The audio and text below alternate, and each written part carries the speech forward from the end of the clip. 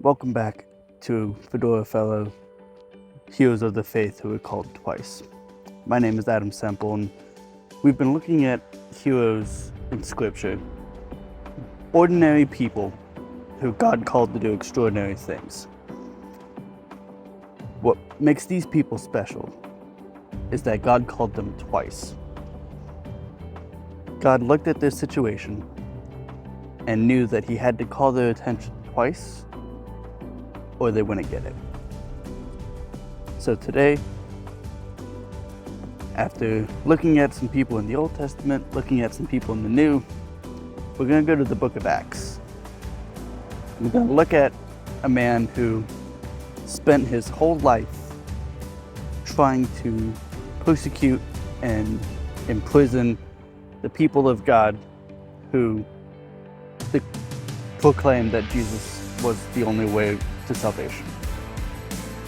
Of course, I'm talking about Saul, who would later have a name change to Paul.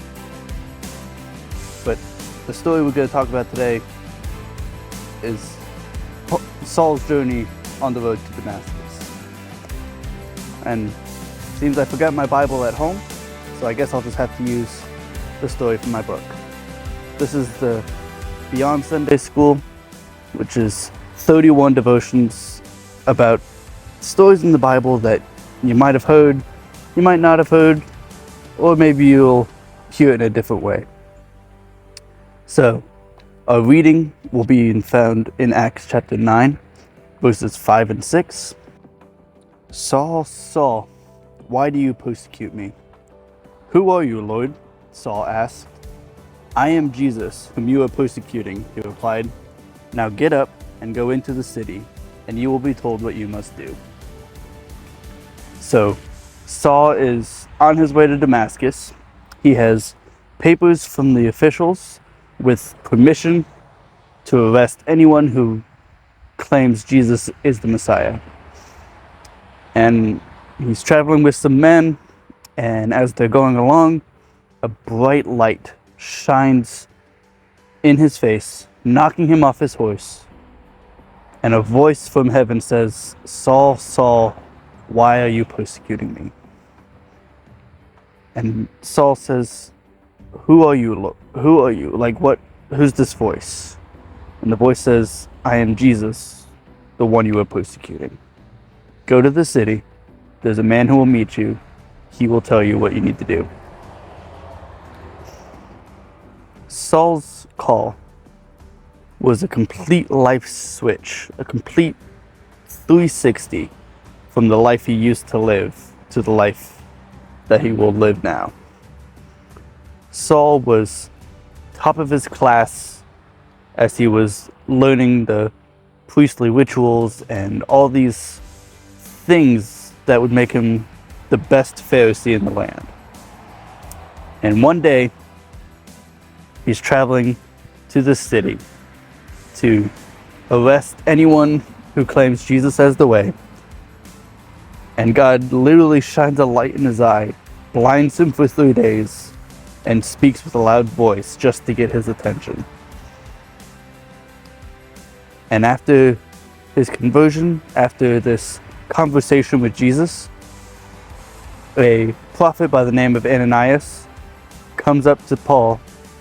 He's still Saul, but he comes up to Paul and he says that God is going to do great things through you. And he prays over him, and Saul's sight is restored. And then Paul goes on to be the most well-known prophet of the New Testament, writing most of the epistles and the storybooks that we know, the books of the Bible that are written to specific people. Most of those are written by Paul. And none of that would have happened. We wouldn't have half of the New Testament if God didn't get his attention on the road to Damascus.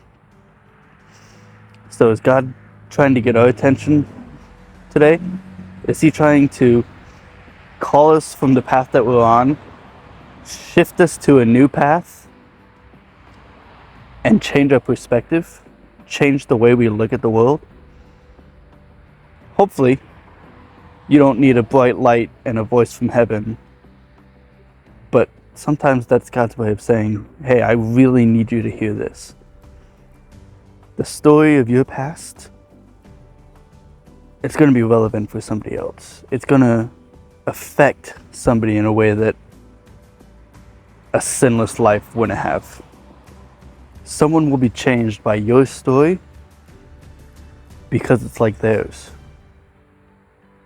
Sometimes in life we go through trials, we go through these things that,